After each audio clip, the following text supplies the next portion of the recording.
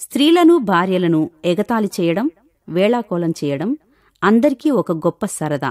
అదొక ట్రెండ్, ఒక వరవడి. ఒక భార్య తన వస్తువులన్నీ సర్దుకుని తన పుట్టింటికి బయలుదేరింది. ఎక్కడికెళ్తున్నావు అని అడిగాడు భర్త. నేను వెళ్ళిపోతున్నాను అంది. వెంటనే భర్త తన సంచులు సర్దుకోవడం మొదలుపెట్టాడు. నీవెక్కడికి వెళ్తున్నావు అని అడిగింది.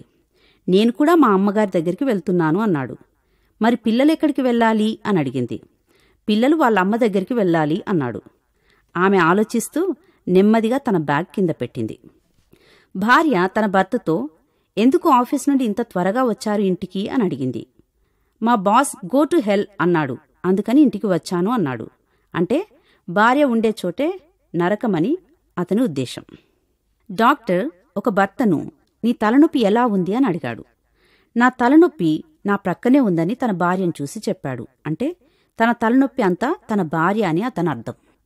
ఒక స్నేహితుణ్ణి ఒక వ్యక్తి ఇలా అడిగాడు. స్త్రీ మౌనంగా ఉండగలిగే రోజు ఏది? ఆ రోజు నీవు ఎలా ఉంటావు అని అడిగాడు. అది ఏ రోజైతే ఏముంది, మనం ఆనందించే రోజు అదే అని చెప్పాడు.